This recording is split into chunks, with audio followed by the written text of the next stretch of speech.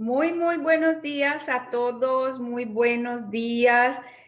Aquí como siempre, como todos los miércoles, ya estamos aquí conectados con nuestra abogada de inmigración Marina Castillo, como todos los miércoles. Muy buenos días para los que apenas se están conectando. Mi nombre es Adriana Reyes, soy agente de bienes raíces en High Point, Carolina del Norte. Y todos los miércoles tenemos una invitada muy especial. Llevamos ya casi 3 meses en esta labor tan bonita de poderles informar a todos sobre qué está pasando en inmigración, cuáles son los últimos cambios, todo. Y nuestra abogada de inmigración, Marina Castillo, nos ha estado educando desde ese tiempo. Muy buenos días, Marina. Para los que no saben, Marina está ubicada en Winston-Salem, Carolina del Norte. Su oficina se llama Castillo Immigration Law y está ubicada en la 2200 Silas Creek Parkway, Suite 3B. Y los teléfonos son 336-283-6906 y 336-986-9295. Por supuesto, este video lo vamos a subir después en nuestros canales de YouTube. Nos encuentran a Marina y a mí. A mí me encuentran como Adriana Reyes Realty. Estamos también en Instagram y estamos también en Facebook. Marina también la encuentra. Y de todas maneras el video queda ahí grabado. El día de hoy vamos a hablar sobre, continuando el tema de la ciudadanía, vamos a hablar de los requisitos para aplicar a la ciudadanía. Muy buenos días, Marina. Buenos días, Adriana. Buenos días a todos los que se han conectado, a todos los que nos vean posteriormente en los videos. Bendiciones en sus casas, en sus familias. Y bueno, como dice Adriana acá, tratando de educar a la comunidad en nuestro idioma, tratando de dejarles un poquito de los conocimientos que tenemos de inmigración, que como todos sabemos es un área bien complicada, ¿no? Y delicada. Y adicionalmente a eso cambia todos los días. Entonces, vamos a hablar hoy de la ciudadanía. En la semana pasada estuvimos hablando de unas excepciones que se pueden dar para la aplicación de la ciudadanía. Entonces, se nos ocurrió que sería bueno también hablar entonces de los requisitos, pues como temas generales, ¿no? Y como yo siempre he dicho, todas las reglas generales tienen su excepción.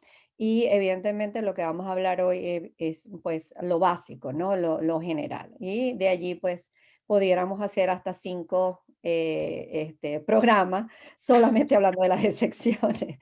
Entonces, bueno, comenzamos bueno, con la primera con primero de los requisitos, pues generalmente se requiere tener 5 años de ser residente permanente y hablamos entonces de las excepciones para las personas que están casados o que han obtenido la residencia permanente a través de casarse con un ciudadano americano.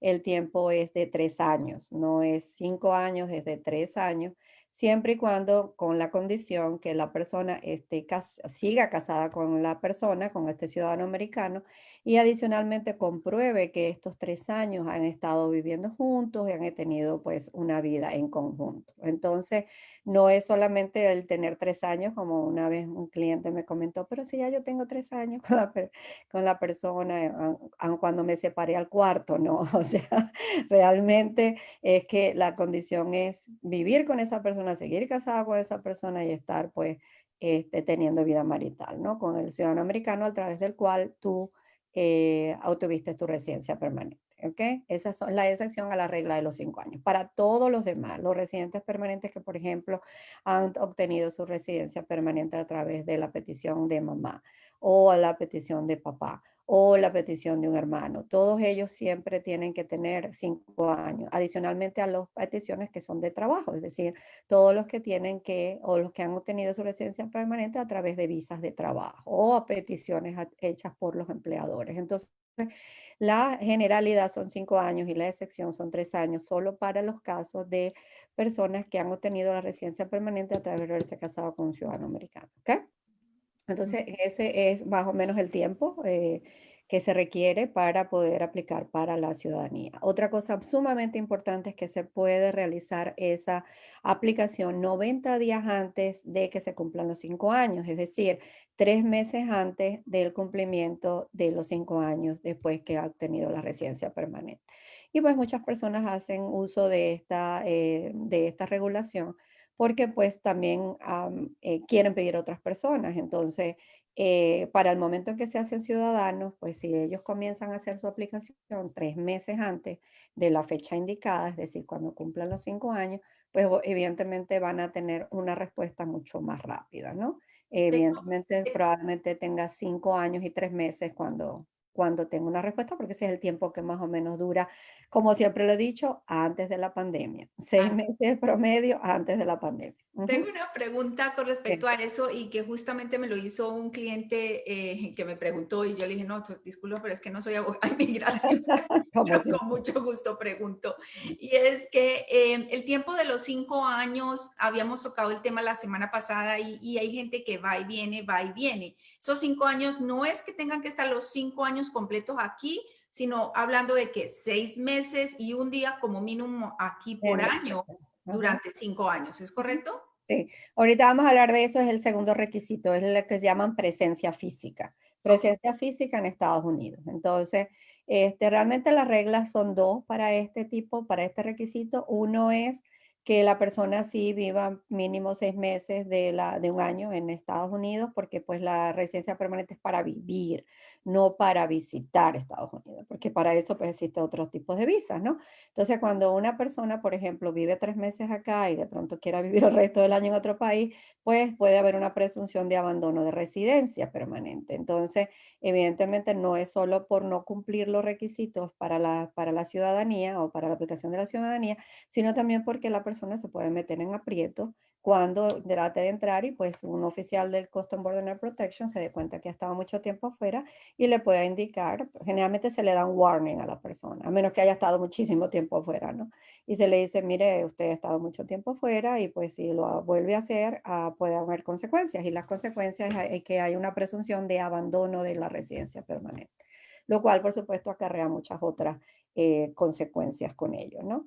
Entonces, esa es una de las reglas. La otra regla es que del tiempo total de los 5 años, tiene la persona que haber vivido mínimo 2.5 meses, 2 años, 5 meses o 2 años y medio en el país. Entonces, hay que hacer la cuenta también, hay que hacer la cuenta total de los meses cuando la persona sale y entra, por ejemplo, a veces dice, no, es que yo solamente me quedo 15 días cada vez que voy, pero cada vez que sale, cada 3 meses, cada 2 meses.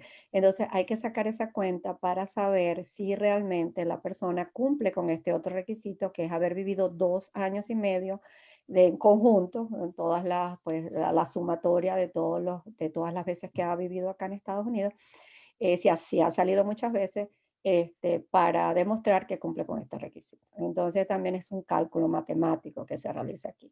Y eso es solo para las personas que entran y salen. A las personas que no, que se quedan acá, pues no tendrían que sacar ninguna cuenta. Ujú. Y si se hace esa cuenta y no da los 2.5, entonces quiere decir que entonces el siguiente año tengo que quedarme un año más para cumplir el requisito. Exactamente, hay que sacar la cuenta y ver, oh no, definitivamente usted estuvo prácticamente 2 años y 7 meses afuera, en todas las entradas y salidas. Entonces, hay que esperar un poco para que esos 5, porque el tiempo se toma los últimos 5 años. Entonces, claro, si en los últimos 5 años tú no tienes el tiempo, entonces hay que esperar un año más para que en ese tiempo no salgas y se pueda entonces cumplir con ese requisito. Ujú, sí.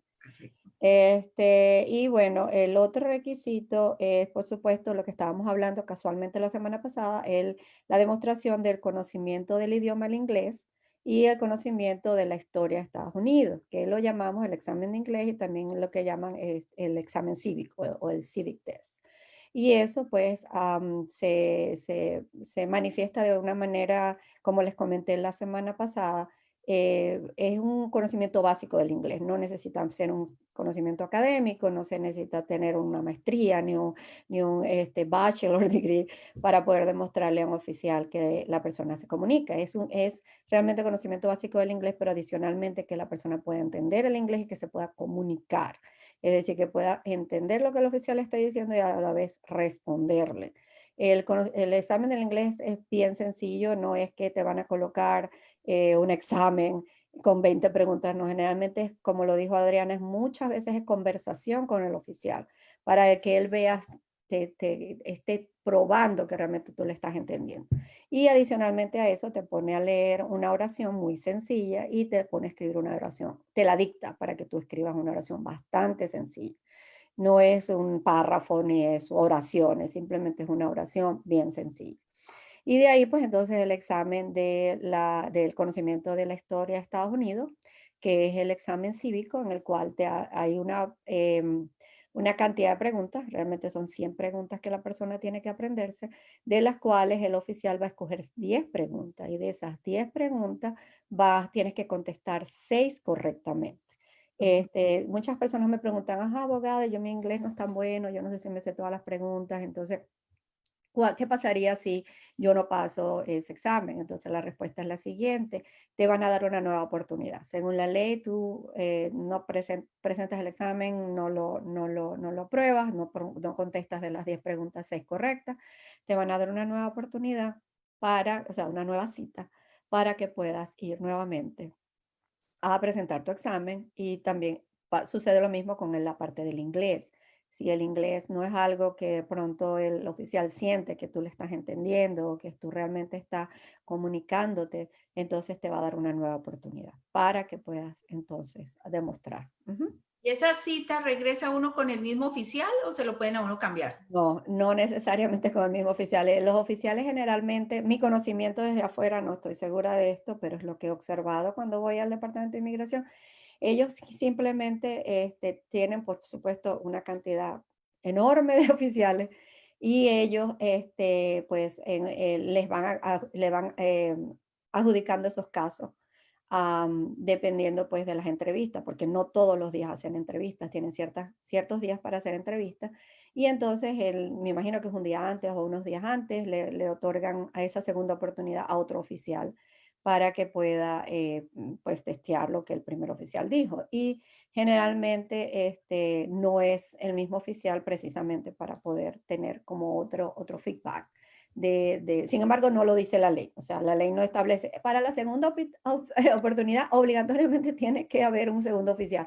Es lo que he observado en la práctica, lo que sucede. Me imagino que ellos mismos tendrán sus propias regulaciones internas que establecen, bueno, si la primera vez no lo pudo hacer con esta, a lo mejor de pronto si el otro oficial me da otro feedback y es exactamente el mismo, pues ya son dos personas diciendo que la persona pues no puede pasar el examen o no puede entender el inglés o comunicarse en inglés y evidentemente ya pues tener una decisión como más fundamentada, ¿no? Pero sí, en base a mi experiencia, casi nunca les toca el mismo oficial, aunque pudiera pasar también, porque imagínate como todos, ¿no? Estamos hablando de personas, de seres humanos. Imagínate que el oficial que le tocó la segunda, pues no fue, estuvo enfermo, le pasó algo en la familia y resulta que hay chores of staff y vienen y le ponen al mismo, eso también puede pasar, porque pues todos sabemos lo que pues nos puede pasar en un lugar de trabajo, ¿no? Entonces, yo recuerdo que una vez estuve en un Infopass que un Infopass, esto, ya casi no lo están haciendo, pues evidentemente por la pandemia, pero es una solicitud que uno realiza para poder ir hasta allá y hablar con un oficial de un caso específico.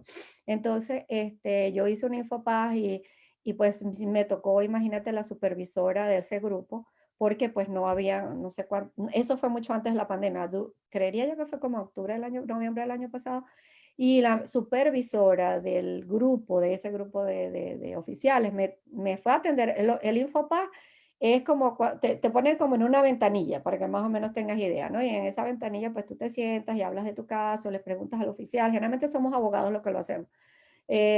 Hablamos inquietudes, expresamos qué es lo que está pasando, por qué está pasando esto.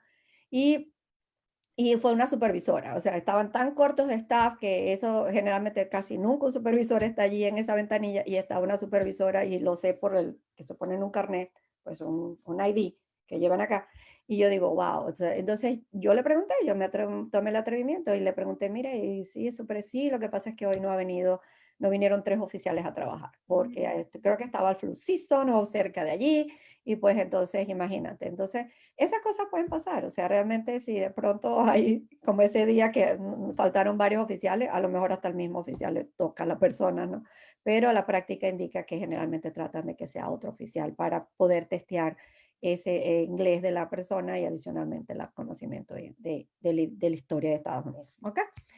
Entonces, la otra pregunta, digo, la otro requisito es con respecto a lo que llaman buen carácter moral, o good moral character en inglés, ¿no? Y ahí sí tenemos, bueno, podemos hacer también 5 programas, Adriana, porque es súper largo. Ujú. Estamos hablando del el buen carácter moral como lo determina la cultura de Estados Unidos. Es decir, y allí me voy a permitir hablar un poquito de muchas cosas que lamentablemente nosotros como hispanos no lo hacemos correctamente. Creemos y algunos piensan que venir a Estados Unidos es a traerse toda la cultura de nuestros países, que creemos que es normal, más no lo es. Y que como soy abogada en Venezuela y también tuve que estudiar acá y soy abogada en Estados Unidos, yo puedo comparar ambos sistemas. Y realmente la culpa no es de la ley, porque las leyes en nuestros países son claras. El problema es la implementación o la ejecución o cómo se manifiesta esa implementación en la ley en nuestros países. Porque por ejemplo, el no pagar impuestos, ¿verdad? En nuestros países, o tratar de evadir el impuesto, de lo más que se pueda. Mira, contadora, por favor, búsqueme la manera de no hacerlo, de ver qué meto aquí o qué papelito meto allá para que no pueda yo pagar impuestos. Eso no lo dice la ley en nuestros países. En nuestros países nos dicen, paguen sus impuestos. Pero hay una manera, pues, muy popular de pensar que si evadimos impuestos y si no los pagamos, nos hacemos los locos, pues no pasa nada. Entonces, como no pasa nada, pues simplemente pues todo el mundo lo hace y pues yo lo hago también, ¿no? Pues Ujú. eso no se puede hacer acá. O sea, tratemos de no hacerlo, o sea, es sumamente importante, es básico para el buen carácter moral o para probar el buen carácter moral que la persona pague sus impuestos, que llene sus formularios, que esté al día, porque si no lo hace, puede tener un grave problema en el momento de aplicarla por la ciudadanía. Pues me pasó a mí, imagínate cuando estaba comenzando, te voy a dar una anécdota, Adriana, para que veas, por eso es que los abogados somos tan piquis y tan estrictos en nuestro trabajo, pues estaba yo muy recién graduada, voy a confiar lo que me dicen los clientes, y me toca una chica muy joven, te estoy hablando de una chica de unos 19 años, o 20 años máximo, no estaba acá en Carolina del Norte, así que no vive aquí. Y ella pues me dice, no, sí, yo he pagado mis impuestos, eh, realmente lo que tenía era 20 años, así que realmente pues era parte de solamente quizás manifestar 2 años de impuestos, porque pues anteriormente estaba como estudiante y pues vivía con sus papás, etcétera, ¿no? Y pues yo simplemente pensando que era pues un caso casi perfecto, como lo llamamos los abogados, porque pues una niña muy joven, vino muy joven, el inglés es perfecto, se estudió, así que se sabe todo, pues la historia de Estados Unidos, porque estudió acá en las escuelas de Estados Unidos, pues no tenía su criminal record totalmente limpio, nada, ni un ticket, como lo llaman aquí, no citations. Entonces yo pues me confié y le dije, ok, vamos a hacerte tu publicación, hicimos todo. Y pues déjame decirte que la gran sorpresa es que pues yo siempre les hago una preparación de la entrevista, antes de la entrevista, y pues voy y le digo, mira, tú me comentaste que tenías tus impuestos al día, todo lo demás, pero yo quiero que me los traigas al día de la preparación de la entrevista para yo estar segura, porque pues eso te lo van a pedir. Entonces ella, ay, abogada, si supiera. Y yo, ay, Dios. Lo que pasa es que, mire, yo estaba confiando que mi mamá me tenía todos esos documentos y yo, pues, claro, muy joven, como te digo, 20 años. Y yo pues no los tengo y pues he tratado de comunicarme con el IRS y resulta que mi contador ya no está aquí, yo no sé qué, y bla, bla, bla, bla. Bueno, resulta que te estoy hablando que la entrevista la dan pues siempre como un mes antes, ¿no? Y ya yo las preparan como unas 2 semanas antes, y pues teníamos 2 semanas para correr, para llevar todo eso. Entonces, la pobre chica, pues, su mamá, 3 trabajos, ya sabes cómo estamos acá ocupadísimos y pues ella, pues, con un inglés perfecto, pero sin los conocimientos porque había sido menor de edad, entonces necesitaba, por supuesto, llevar los impuestos donde su mamá la hacía, pues, dependence, de por lo menos los 3 años y los otros 2 años sí ya lo tenía que llevar ella. Entonces, pues, corriendo y pues nunca más, nunca más. Al final los consiguió, pero los tuvo que llevar después en la entrevista porque para la entrevista no los tuvo a tiempo. Entonces, claro, el oficial le da la oportunidad y le dice, ok, tráemelos después, pero eso dilata mucho el proceso. Mi idea era, no, este es un caso que nosotros los abogados llamamos straightforward. Y simplemente se hace la entrevista, se envían los documentos que hagan falta y ya, pues ya simplemente te estoy hablando que eso fue también hace muchos años y las bases de datos pues no estaban como ahora. Ahora el mismo oficial inclusive puede meterse en IRS y revisar todo, pero en ese entonces pues no era así. Entonces, dilató bastante el proceso, unos 2 o 3 meses, porque mientras la chica conseguía y los enviaba y después le pudieron dar entonces no hay necesidad. Y dije desde ahí, nunca más. Ahora, me traen mis impuestos a la oficina y yo lo reviso cuando ya yo estoy segura.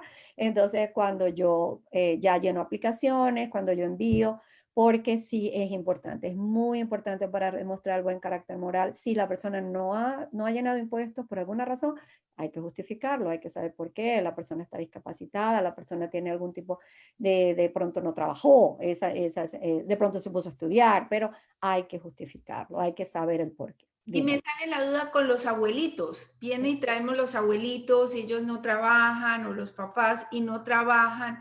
Igual, ¿cómo les hacemos ahí? ¿Que reportan sus taxes con el cero o cómo se hace? Bueno, mira, esa es una pregunta que yo diría que sería buena para un contador. Yo siempre lo remito con un contador, le digo, mire, usted, por supuesto, no están trabajando, evidentemente no trabaja. Entonces ahí yo los remito porque quisiera saber si de pronto pueden ser dependas de otra persona o simplemente se justifica por la edad que tienen, no pueden trabajar. Ok, Pero quiero estar segura, porque a veces sabes que hacen pequeños part-times aquí y allá, sí. así sean abuelitos, de pronto quieren ayudar y entonces les pagan un poquito. Entonces, yo no sé realmente como contador cuánto es la cantidad mínima que la persona tiene que ganar para llenar impuestos. No, como dices tú, a la fuente. Yo no quiero estar, yo puedo leerlo y de pronto lo puedo entender, pero las reglas generales siempre tienen excepciones, como te estaba comentando. Entonces, me leo la regla general y le puedo decir algo incorrecto. No me atrevo, no me atrevo. Yo digo, no, aquí de mi boca no va a salir nada porque realmente no, a menos que usted consulte con un contador y el contador le diga, mire, ¿sabe qué? Usted ganó tan poquito que usted no va a llenar impuesto este año. Ah, bueno, perfecto. Entonces me trae una carta y me dice que es así, yo con mucho gusto la anexo al paquete y ya, o simplemente que la persona realmente no trabajó y así lo coloco en la aplicación. No. Pero siempre trato de indagar un poquito más porque a veces como que a los abuelitos sobre todo como que sí les da como pena también decir, pues no estoy trabajando, vivo de mi hija o de mi hijo, porque ya sabes que han vivido a veces en sus países independientemente, ya tienen su casita, su carro y vienen acá, entonces como que no se sienten muy cómodos decir que están en esas situaciones. A veces cuando han sido muy independientes, cuando no, cuando han sido, pues, por ejemplo, las mamás, amas de casa, pues no es mucho lo que les importa, pues manifestarlo, pero cuando son los jefes del hogar y han tenido pues esa responsabilidad en sus hombros y venir a depender de alguien es como que es difícil para ellos. Entonces siempre me sale, no, que yo he trabajado aquí y allá. Y yo le digo, ajá, pero ¿qué significa aquí y allá? No, que a veces voy ¿cómo es que se llama? A cuidar unos niños o voy a hacer esto. Y yo le digo, pero le están pagando, les dan una 1099, le dan una W2, ¿cómo le están? No, es en cash. Entonces esa parte yo tengo que indagarla un poquito más porque sí es importante estar claros y que no vaya a dar otra respuesta de pronto al oficial. Yo necesito saber lo que ha pasado con esos trabajitos aquí y allá para poder yo saber y también mandarles un contador. Ujú. Con respecto a eso que estamos hablando de los requisitos de la ciudadanía en el tema de los impuestos o la parte moral, Ujú. entonces ahí vendría a jugar el tema de la carga pública. Sí, también, exacto. Ahí hablamos mucho de eso, pero generalmente las personas acuérdate lo que hablamos la otra vez, para los residentes permanentes la carga pública como tal no es tan severa como cuando uno aplica por la residencia permanente, ¿ok? Entonces generalmente la persona está exenta y sí puede pedir estos beneficios. Sin embargo, también recuerda lo que te dije con respecto al sponsor. Hay una persona que siempre patrocina a este inmigrante para que pueda calificar para la residencia permanente.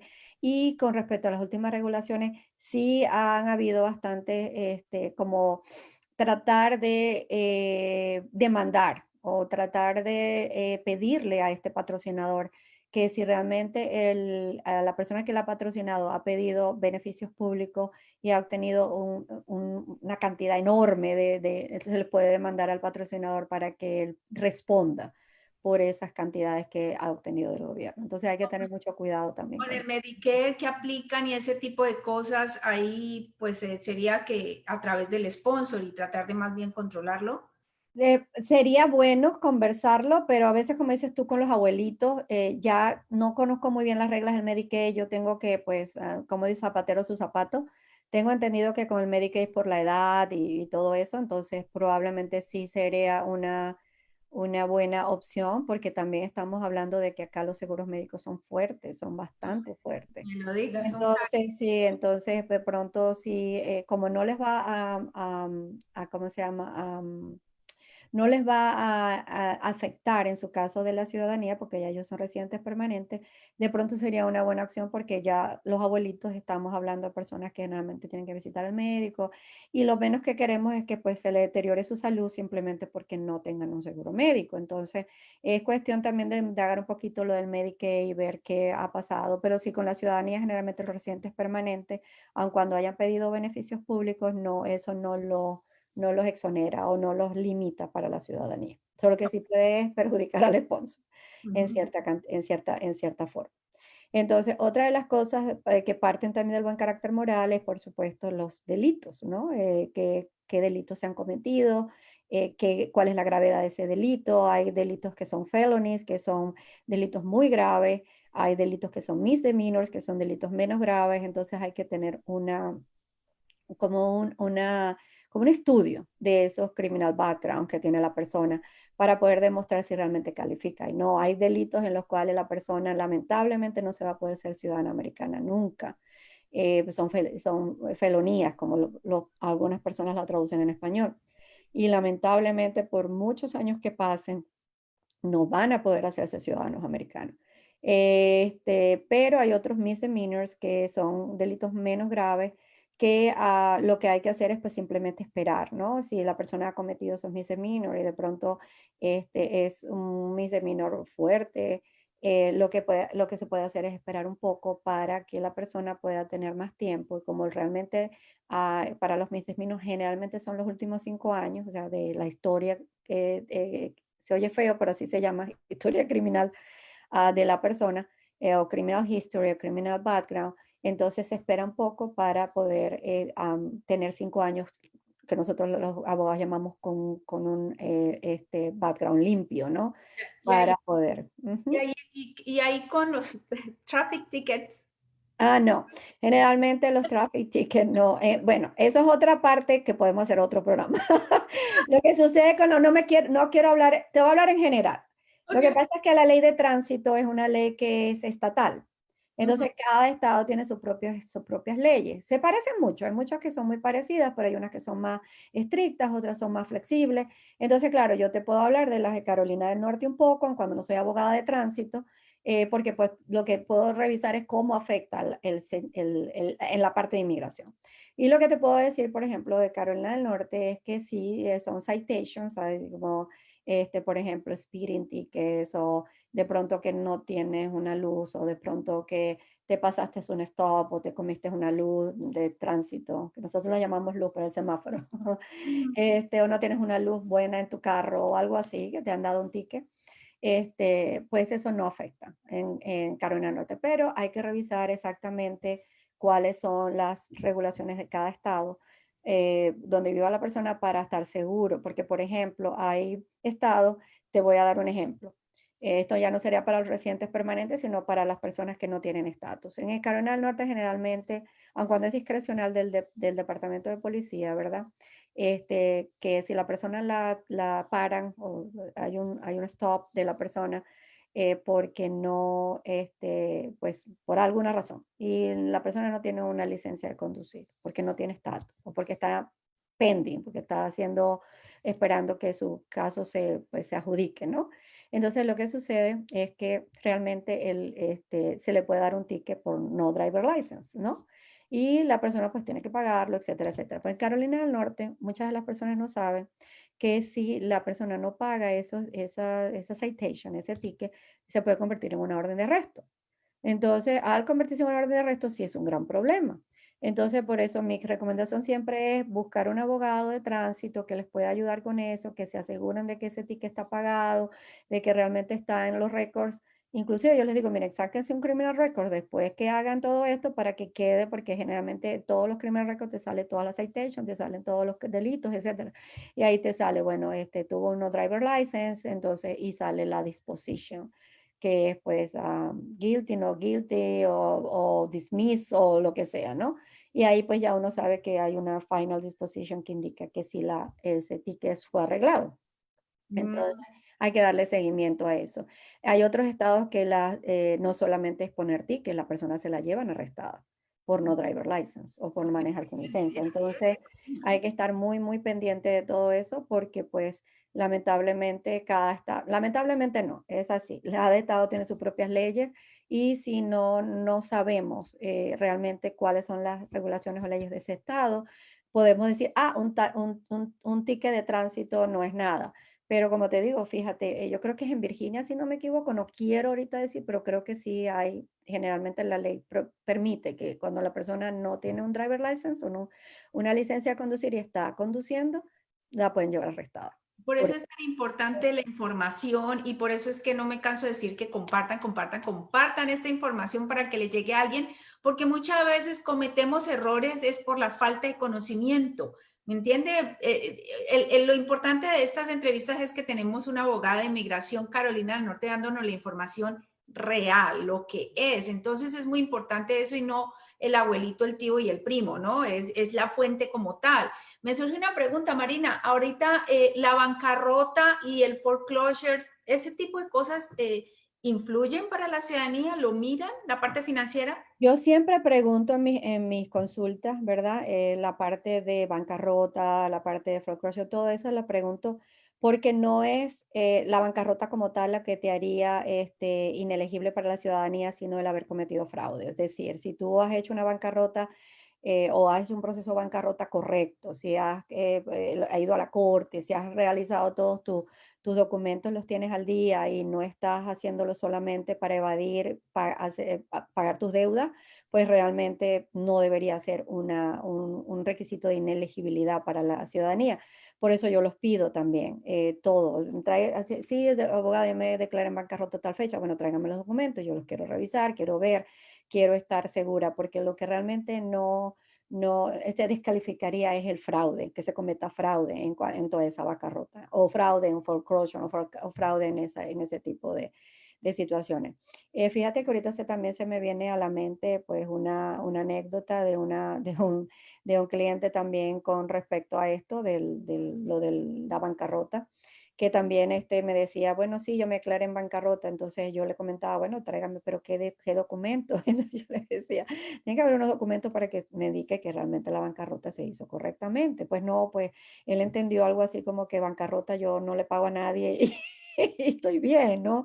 Entonces como que también pues fue un notario, un paralegal, qué sé yo. Ah, Entonces le digo, no señor, usted tiene que arreglar esa situación porque pues no está bien que usted crea lo que cualquiera le dice, o sea, y realmente yo ni siquiera lo puedo orientar en eso, yo no puedo orientarlo porque yo no tengo ese tipo de formación o de conocimientos, usted tiene que ir a un abogado en el cual le puede ayudar para poder hacer el trámite correctamente. Entonces, bueno, él fue, hizo su trámite, él lo llevó a cabo y pues gracias a Dios pudimos ser hoy en día ciudadano. Pero sí, él juraba que pues simplemente, creo que había hablado con alguien, como dices tú, llenó como un documento notariado, algo ahí que yo decía, Dios mío, Señor, cómo los engañan. Pero ¿cómo? bueno, sí, y otra de las cosas que también quería decir es con respecto a que también forma parte del fraude, fíjate cómo salen las cosas. También, como siempre dicen, no, que yo he aplicado por mis hijos, también con la carga pública, para la parte de food stamps o de esto, de aquello. Yo siempre les digo a mis clientes, no es el hecho de haber aplicado, cuando están aplicando por la residencia permanente, ojo, no para la ciudadanía, ya estamos hablando de la residencia permanente. Yo le digo, ojo, no es el hecho de haber aplicado solamente por tus hijos, sino el hecho de haberlo aplicado correctamente. Porque sí, muchas clientes me han confesado, no, lo que pasa, pero me lo dicen tan alegremente que yo digo, Dios, no, lo que pasa es que yo, la verdad, abogada, yo lo que hago es que cuando voy a Social Services, yo digo que yo no estoy viviendo con mi marido. Yo no tengo marido para eso. Y yo le digo, ¿será que usted se separó de su esposo? Que me dice así, que no está viviendo. No, no, yo simplemente no lo coloco a él para que pues, me vean mis propios ingresos y pues me den mi food stamp. Y yo le digo, pues eso puede ser fraude, porque si realmente el social service se da cuenta de que usted está cometiendo o está quitando un ingreso de su grupo familiar y que usted pudiera calificar para obtener sus propios recursos y no calificar para estos beneficios, lamentablemente usted puede ser multada. Y se los digo aquí también. Tuve un caso muy grave en Carolina del Norte, de una persona y no es para meterles miedo, sino para hacer las cosas correctas. Estamos en otro país, estamos prácticamente bajo el amparo de este hermoso y maravilloso país. Vamos a hacer las cosas correctas, vamos a hacer y a seguir las leyes como deben ser. Sí me tocó revisar ese caso, la señora casada con ciudadano americano, y fíjate que tuvo que pedir no sé cuántos perdones porque sí, en ese caso, el Social Services sí se dio cuenta. En ese entonces ella no estaba casada con este señor, estaba viviendo con otra persona, ¿ok? Y pues simplemente ella fue a su Social Services, dijo que no estaba viviendo con más nadie, y pues simplemente por sus ingresos, pues le dieron todo su food stamp y todos los ingresos y el sección 8 y yo no sé qué tantas cosas.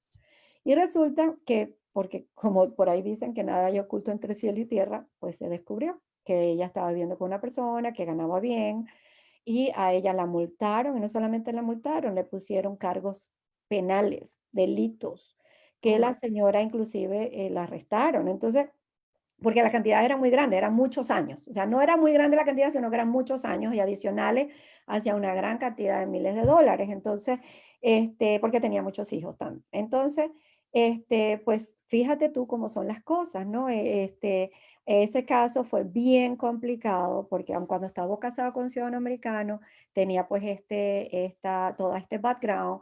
Ella realmente me decía, es que yo no lo hice a propósito, eso es normal que lo hagan mis amigas. Yo le digo, es que no es que lo hagan los demás.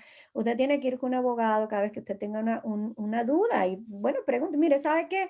Yo quisiera hacer esto, pero otras personas lo hacen y no les pasa nada. Como me dice, ay, que otras personas lo hacen y no les pasa nada.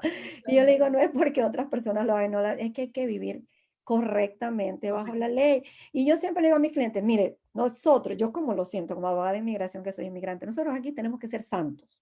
Sí. Porque un ciudadano americano hace algo bueno, sí, por supuesto, lo van a llevar a la cárcel, eso es horrible y toda la penalización, pero no les pasa nada. En cambio nosotros, bueno, ya cuando somos ciudadanos americanos es diferente, pero mientras estemos en ese proceso, no solo nos van a llevar a la cárcel, también nos van a deportar. Imagínense estar 15 años, 20 años en este país hermoso, con tus niños preciosos, y por hacer algo que, los demás no lo hacen, yo también lo voy a hacer. Entonces te metes en un gran problema, te deportan y tus niños, piensa en eso. ¿Cómo vas a hacer con tus niños? Entonces, realmente mientras más evitemos, es mejor. Mientras más sigamos la ley, por supuesto, vamos a tener muchos menos riesgos. Y también otra cosa que les digo, esos son riesgos que se toman. Porque siempre me dicen, es que a los demás no les pasa nada, abogada. A mí me tenía que pasar, porque Eso es son riesgos que se toman sin necesidad. Esos es- son riesgos que puede ser que te pase o puede ser, pero ahí está el riesgo. Y tú mientras minimices el riesgo, hay posibilidades que no te pase nada. Si tú aumentas el riesgo, hay posibilidades que sí te pase. Entonces, depende de lo que tú decidas. Y la decisión más fácil es no correr ese riesgo, porque ese riesgo va a estar siempre ahí. ¿Ok? es- Entonces, esa es mi recomendación. Sí, Eso mira, es muy importante porque eso que tú acabas de decir es algo que uno escucha a ujú, diario, a diario. Y aquí yo doy mi consejo de 5 centavos y es que nos han abierto las puertas en este hermoso país y tenemos que aprovecharlo, pero tampoco tenemos que desangrarlo. Entonces, es bien importante que hagamos las cosas bien, ¿no? Que nos portemos juiciositos porque Marina sí lo dice. Los otros, bueno, nacieron aquí y ya, pero nosotros venimos aquí desde cero y vamos arrancando. A nosotros nos miran con lupita, nos con- miran como más cuidado, o sea que tenemos que andar más derechitos. Y si después vamos a querer obtener unos beneficios, que queremos ser ciudadanos para obtener unos beneficios, pues ganémoslos.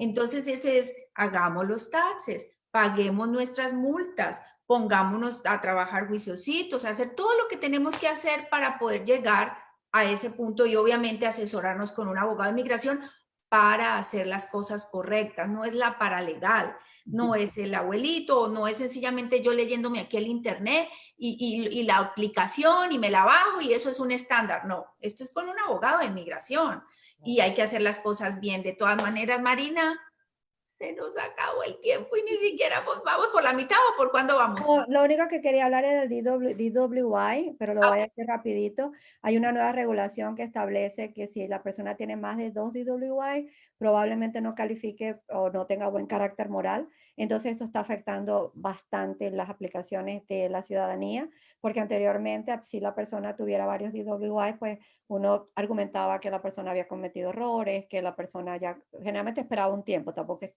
cometes un DWI al año siguiente, sino uno le decía, bueno, esperan unos años, vamos a decir que pues eso fueron unos errores, que ya aprendiste, que de pronto estuviste pasando por situaciones muy fuertes en tu familia, la verdad, ¿no? De lo que estuviese pasando. Pero ahora sí hay una regulación desde el año pasado que indica que más de 2 DWIs es falta de good moral character. Entonces, a cuidarnos, porque esa es otra. Ah, no, es que yo en mi país me echaba mis cervecitas abogada y yo salía a manejar y no había problema. No, señora, aquí estamos en otro país, tenemos que respetar las reglas. Una cerveza, por una cerveza que te tomes y manejes, ya puedes tener un gran problema y te puede impedir hacerte residente permanente o ya aplicar por tu ciudadanía, etcétera. Entonces, vamos a quedarnos tranquilitos en casa si tomamos o designemos a alguien para que sea la persona que nos lleve a casa o pidamos un Uber. Es tan fácil hoy en día, pues pedir un Uber y todas está un taxi, qué sé yo, porque sí es muy problemático. Y volvemos a los riesgos. Los riesgos que se toman, la mejor recomendación es no tomar el riesgo innecesario. Si Eso es tú bueno. ves que hay un riesgo allí, no lo tomes. No, que la otra persona no le pasó nada y se fue borracho y casi ni manejaba y se lo celebra. No, señor, usted no lo haga. Si lo haga él, eso es su problema. Usted trate de hacer lo correcto. Es Ay, mi recomendación. Marina, y para la próxima semana, ¿qué vamos a hablar? Del TPS. Hablamos esta mañana, Diana, se han habido algunos cambios y pues, Sí. ah, como todo. Como A todo en mi casa. respirar, a hacer yoga. Exactamente, Marina, no quiero estar en tus zapatos. Todos Sí. los días cambia de las leyes, es increíble la manera y la velocidad como está cambiando eso. Y entonces el próximo miércoles vamos a hablar de TPS. Chicos, por favor, compartan esta información para que le lleguen más personas que realmente estén necesitando en esta información. Ayudemos, compartir no cuesta nada, ayudemos, por favor, que cuando nosotros ayudamos, las bendiciones siempre llegan del cielo por otro lado. Marina, muchísimas gracias. Espero que todos se estén cuidando de los más vulnerables, lavando, limpiándonos las manos constantemente, usando tapaboca y el distanciamiento social. Marina, muchísimas gracias por este tiempo. Gracias a ti, Adriana, gracias a todos los que se conectaron y como dice Adriana, compartan. Me pueden conseguir en el canal de YouTube como abogada Marina Castillo Gómez y bueno, por supuesto social media, si es con el nombre de mi oficina, Castillo Immigration Law Firm. Y bueno, les mando muchas bendiciones, cuídense, sigo insistiendo, estamos todos conectados, ahora en la raza humana sí tenemos que cuidarnos los unos a los otros para poder salir de esta pandemia. Bendiciones y nos vemos el miércoles de la semana que viene. Gracias a todos. Mil bendiciones. Bye. Okay, bye.